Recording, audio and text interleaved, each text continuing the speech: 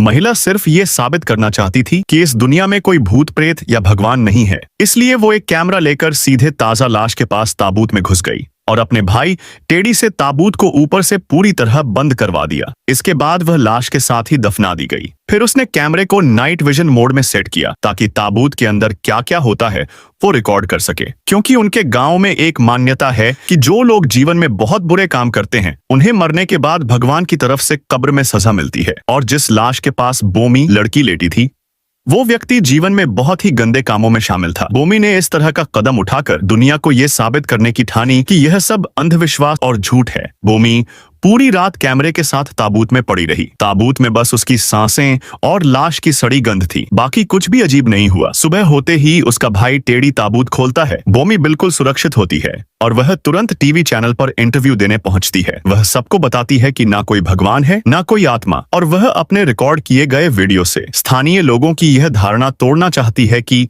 अच्छे लोग स्वर्ग जाते हैं और बुरों को मरने के बाद सजा मिलती है। लेकिन जब वो वीडियो चलाने ही वाली थी तो उसने देखा कि पूरा फुटेज धुंधला, ब्लर, पिक्सेलेटेड हो चुका है। उसे तुरंत समझ में आया कि ये उसके भाई टेडी की चाल है। वो उससे जाकर जवाब मांगती है। टेडी मानता है कि उसने ही टेप बदल दी थी। उसने ऐसा इसलिए किया क्योंकि वो नहीं चाहता था कि उसकी बहन इन बातों में उलझी रहे या अपने अतीत के दर्द से बाहर ना निकल पाए। दरअसल 10 साल पहले उनका परिवार बहुत खुशहाल था। उनके माता पिता एक बेकरी चलाते थे। एक दिन एक धार्मिक अंधभक्त वहां आया जो अपने पापों से डरकर मरने के बाद भगवान की सजा से बचना चाहता था। उसने बेकरी के सामने खुद को बम से उड़ा लिया, जिसमें बोमी के माता पिता की भी जान चली गई। तभी से बोमी के दिल में भगवान और धर्म के प्रति नफरत का बीज पड़ गया। उसे कभी समझ नहीं आया कि जो लोग भगवान से डरते हैं वे जिंदगी में बुरे काम करते वक्त शर्मिंदा क्यों नहीं होते। उसे लगता है कि भगवान पर विश्वास करना एक मजाक है। इसीलिए वो इस पापी लाश के साथ ताबूत में घुसी ताकि साबित कर सके कि दुनिया में कोई भगवान या सजा नहीं होती। बोमी